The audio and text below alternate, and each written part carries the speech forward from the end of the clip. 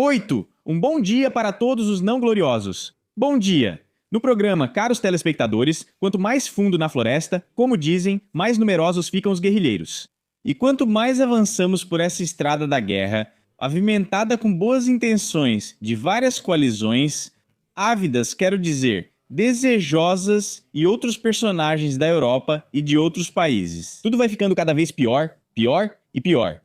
Hoje, por exemplo, Zelensky ameaçou a Bielorrússia. Ele não quis dizer que se vocês fizerem isso, então a Europa, então os Estados Unidos, então o Trump. Não, ele fala sobre ataques preventivos. O que é um ataque preventivo? É um ataque antecipado. Ou seja, estão te ameaçando... Bem, vamos supor, é essa a situação. Você está em algum lugar no jardim de infância. Algum menino diz pra você, eu vou te bater agora.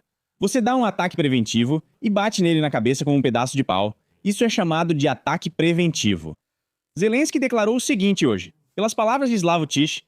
Bem, naturalmente, quando está acontecendo uma discussão sobre ataques nucleares, tudo isso, Zelensky está viajando por aí.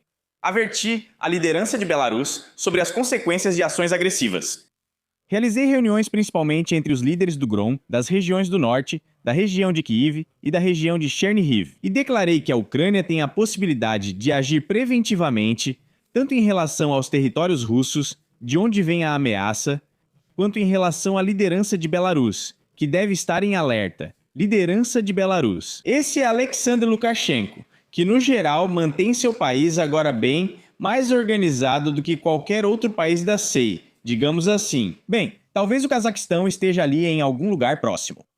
Ah, quem mora no Cazaquistão, avisem aí se está tudo bem com vocês, se está tudo certo e se não há nenhum sentimento revolucionário por aí. Parece que está mais ou menos por lá.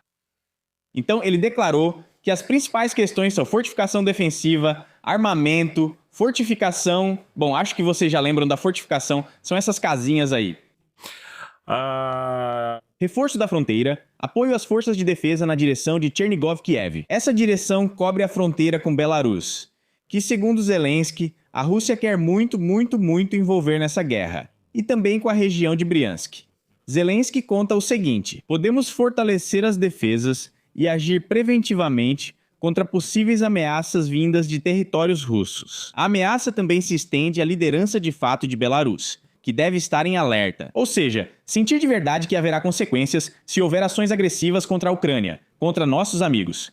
Bem, ações preventivas são simplesmente pesadas. Ou seja, novamente, isso é algum tipo de... Ou seja, é uma ameaça direta de ataque físico em alguma coisa lá, seja na liderança de Belarus, seja na própria Belarus.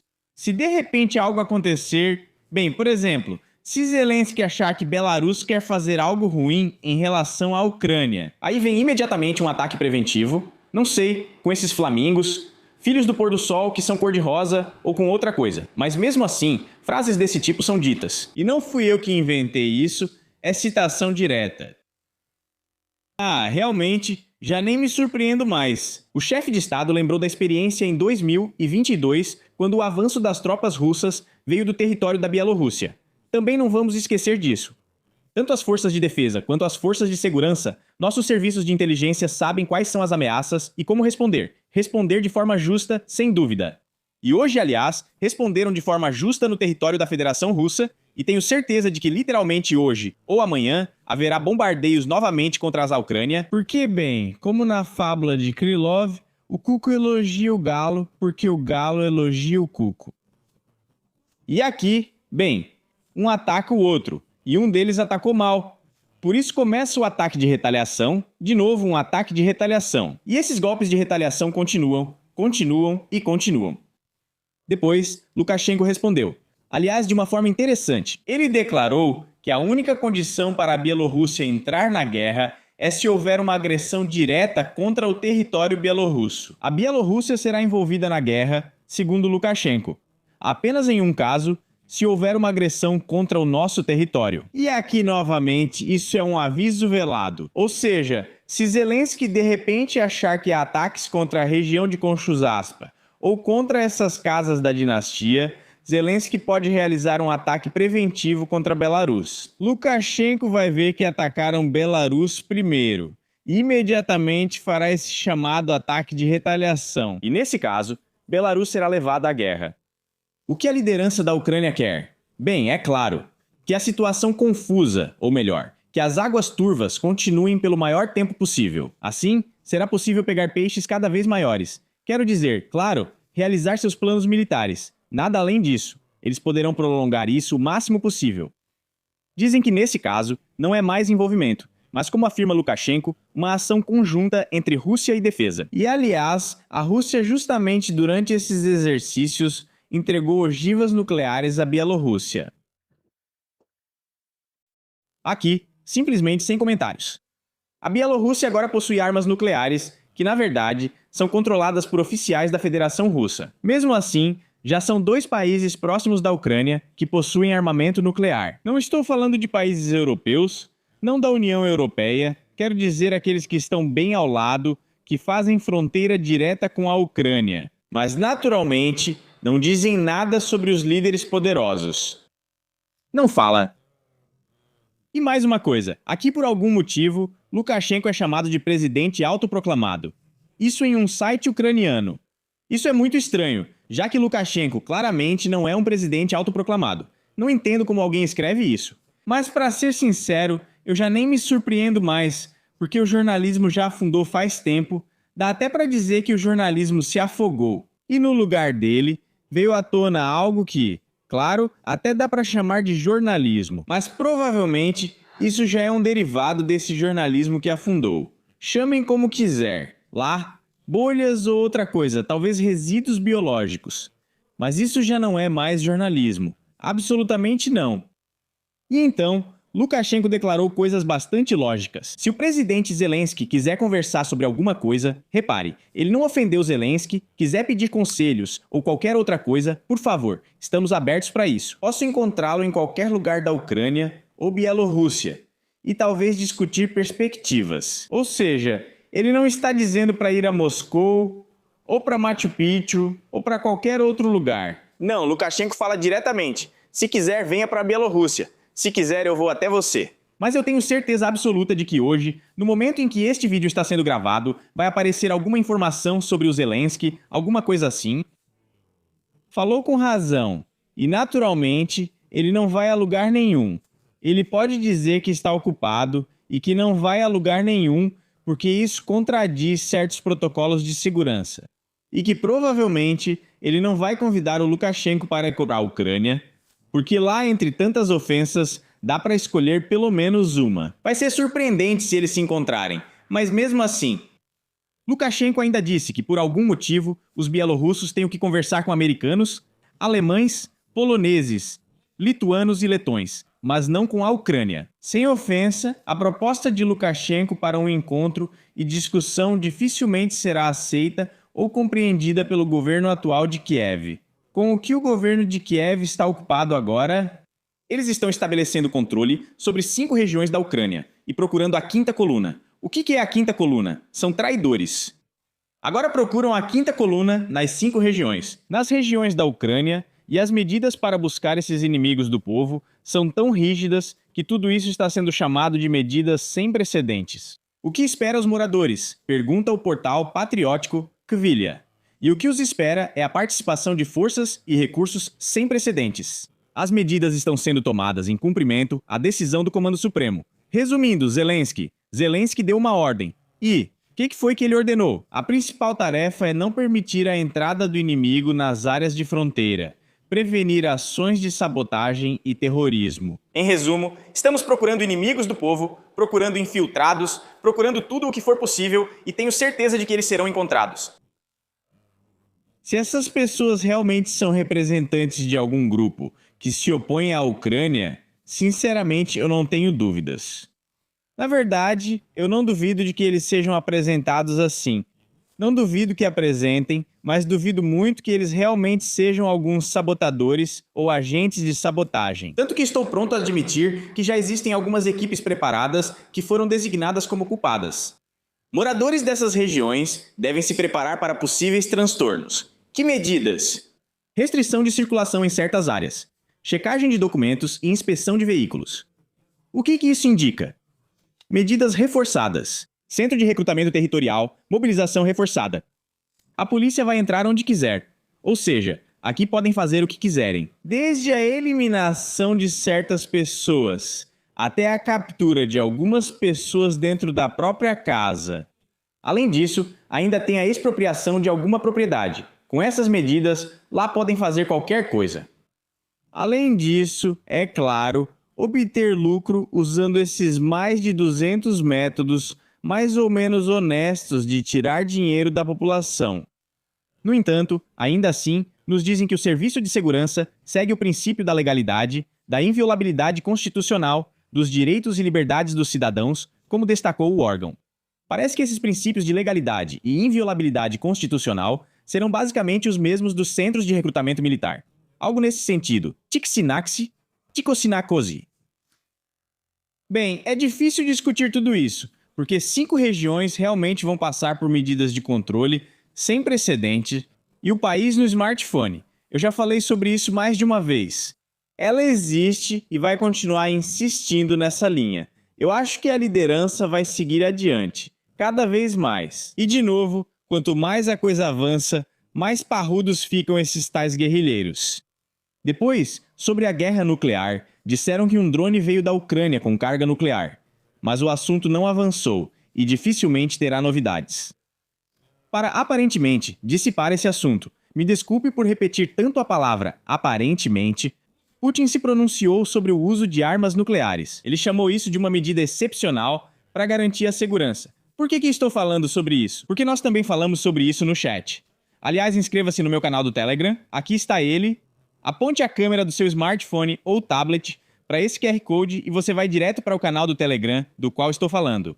Ou, se você está me assistindo de um dispositivo móvel, aqui embaixo, na descrição, tem um link para esse mesmo canal. Já debatemos várias vezes que armas nucleares podem ser usadas, mas Putin afirma que seu uso é uma medida extremamente excepcional para garantir a segurança nacional dos nossos países. E quem mais falou sobre isso? De novo, foi o Lavrov. O Lavrov falou, o ministro das Relações Exteriores da Rússia, que agora não é o momento, digamos assim, diga aí quem vai dizer, através dos ucranianos, sobre o uso de armas nucleares. Ou seja, agora estão sendo tomadas algumas medidas de enfrentamento, seja diplomáticas, ou talvez seja algum tipo de briga pública, que os políticos já usam sem nenhum constrangimento, até mesmo no âmbito diplomático. Lá, alguns órgãos se xingam com as piores palavras, e sinceramente, é muito estranho observar isso. Se antes, quando você assistia a algumas notícias, via que os diplomatas realmente trabalhavam bem, agora você vê algo diferente. Pessoas que ninguém sabe de onde vieram, ficam se xingando, conversando em uma linguagem que não dá nem para chamar de diplomática, na verdade nem de comum, cheia de palavrões, e esses são os nossos diplomatas hoje em dia. Será que eles podem alcançar muita coisa? Eu duvido. Além das armas nucleares, o que Zelensky tem aqui? Zelensky sempre dizia, nós somos a União Europeia. Nós somos esse tal de dezembro, o resto, nós protegemos vocês. A União Europeia é obrigada a nos aceitar. E aí, de repente, esse Portagenos Mers, como me disseram, é Starker Leader. Oh, me corrijam se eu estiver errado. Acho que pronunciei certo. Starker Leader. A Alemanha inventou para a Ucrânia um status intermediário na União Europeia. Ele se dirigiu aos líderes da União Europeia com a proposta de conceder à Ucrânia um novo status intermediário, membro associado. Isso é interessante, pois permitirá que funcionários ucranianos participem de cúpulas e reuniões da União Europeia, porém sem direito a voto. Bom, em princípio, eu também posso ir a algum lugar e participar de reuniões, talvez até porque ser blogueiro pressupõe a possibilidade de obter o status de jornalista. Recebi algum tipo de crachá? Aquele como é mesmo o nome? Enfim, aquele cartãozinho onde está escrito seu nome e cargo, participei da reunião, fui para casa, contei alguma história legal e no geral é só isso. Bom, e aqui ainda existe a possibilidade de participar da distribuição do orçamento, e isso já me interessa. Isso foi o Mers que declarou que minha proposta reflete a situação especial da Ucrânia, um país que está em guerra e que ela ajudará a promover as atuais negociações de paz. Como parte da solução pacífica acordada, o chanceler acrescentou que esse passo é importante não só para a Ucrânia, mas também para a segurança de todo o continente. Tendo em mente, aparentemente, toda a Eurásia, não sei se a Ásia concorda com isso, bem, e a Europa provavelmente já é um continente separado para nós. O conhecimento de geografia do Mers é realmente vasto. Ah, A Reuters diz que um caminho claro para a União Europeia pode ser crucial para o presidente Zelensky vender qualquer acordo de paz aos ucranianos. Isso é especialmente interessante, já que analistas afirmam que a Ucrânia não deve recuperar todos os territórios ocupados nem ingressar na OTAN. Isso não aceita a Ucrânia de forma alguma, sob nenhum pretexto. Não aceita de nenhuma forma, nem associado, dobrável ou outra. Pronto. A União Europeia diz, sim, vocês precisam implementar, digamos, algumas reformas, mas as reformas lá são simplesmente draconianas. É como quando alguém do FMI veio não relacionado à União Europeia, mas serve de exemplo. A chefe veio e disse que, se vocês estiverem passando frio, ela estava se dirigindo aos ucranianos com esse pedido, esse conselho, que realmente estavam passando frio em prédios de vários andares em Kiev e em outras cidades, quando houve um ataque massivo à infraestrutura, e disse que se sentirem frio, devem levantar de manhã, rugir como leão e se imaginar de novo como membro desse bando de leões. Bem, aqui aparentemente é a mesma coisa, ou seja, você é um membro associado, ou dobrável, ou qualquer outro, mas pode rugir e se imaginar como membro do bando da União Europeia. Ah, mas pelo menos Zelensky poderá dizer aos cidadãos: pessoal, nós escolhemos, foi difícil, lutamos, mas escolhemos, defendemos a independência e escolhemos. Esse status de membro associado da União Europeia permite que vocês viajem. Antes vocês já podiam viajar, sim, mas não importa. Agora vocês também podem viajar. É verdade. Os homens não. As mulheres podem viajar com os filhos.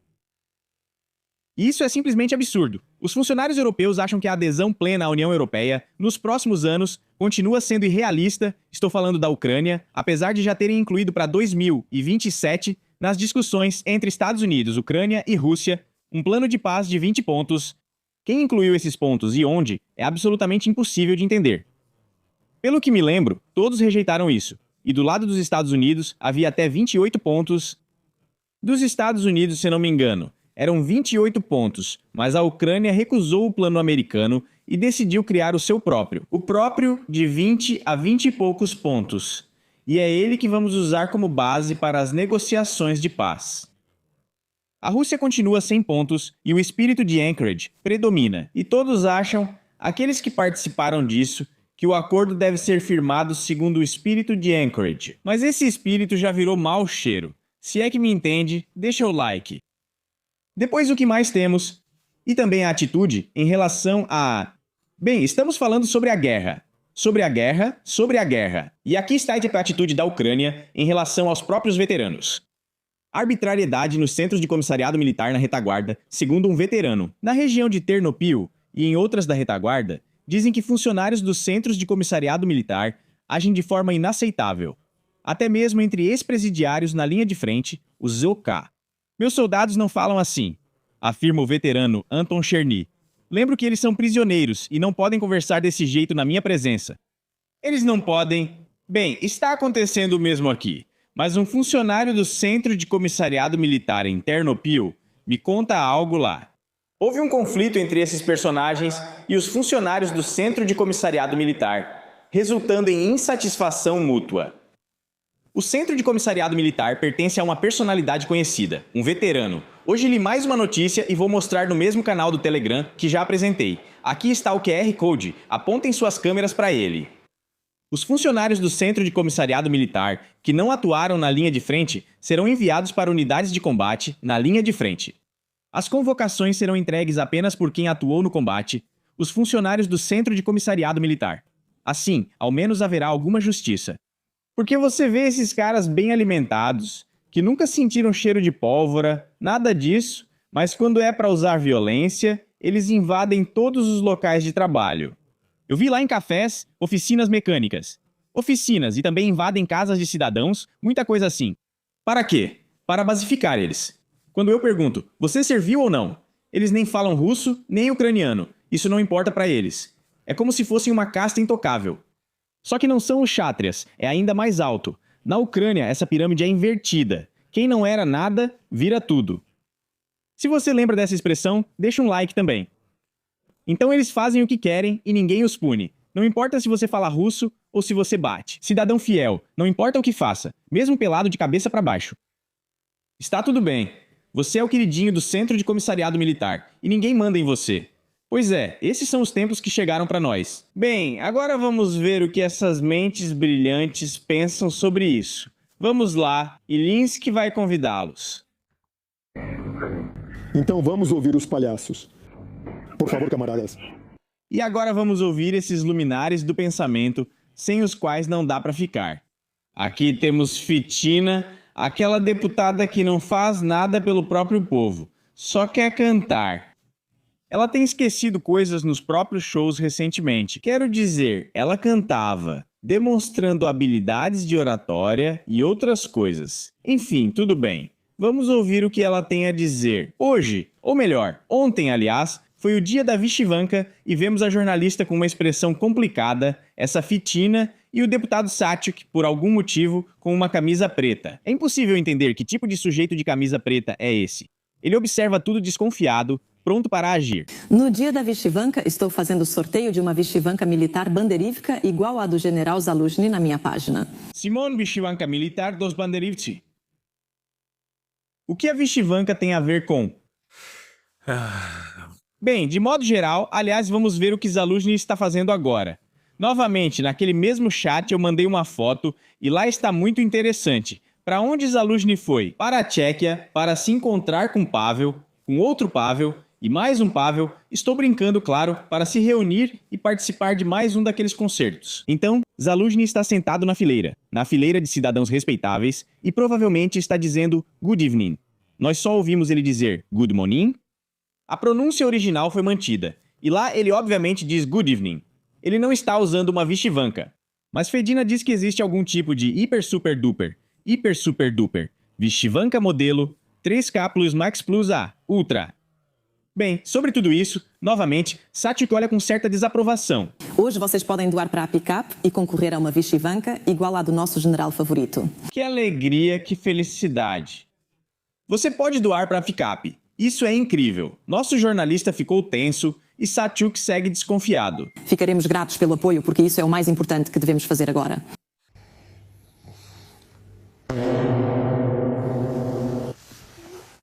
Bom, doar, claro, para a Fedina em algum showzinho, para que ela possa comprar uma caminhonete e sair por aí em alguma região próxima à linha de frente. Bem, quero dizer, em algum lugar perto dos restaurantes de Kiev. Isso, claro, é digno. Mas quem vai querer realizar isso, eu não sei. Talvez alguém assista aos telemaratonas e ainda fique procurando onde pode doar. Mas você assiste a Fedina e pensa, sim, essa é justamente aquela patriota que merece o título de combatente. Enfim, é isso. Espero que a sua sexta-feira tenha começado bem, sem nenhum problema. Tenha um bom dia.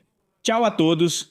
Continuação. Para que os espectadores entendam, esse dinheiro é para 2 anos. São 2 grandes parcelas separadas, de 45 e 45 bilhões. Ou seja, basicamente, isso dá uma confiança muito sólida. Confiança para a Ucrânia nos próximos 2 anos, nos quais, bem, talvez tenhamos que continuar a guerra. Esse dinheiro está sendo destinado principalmente para isso e, em sua maioria, doado para nós. Durante todo esse tempo, nesses 4 anos de guerra em larga escala, não, essas dívidas, se formos pagar, será apenas se algum dia conseguirmos pressionar os russos para que eles paguem.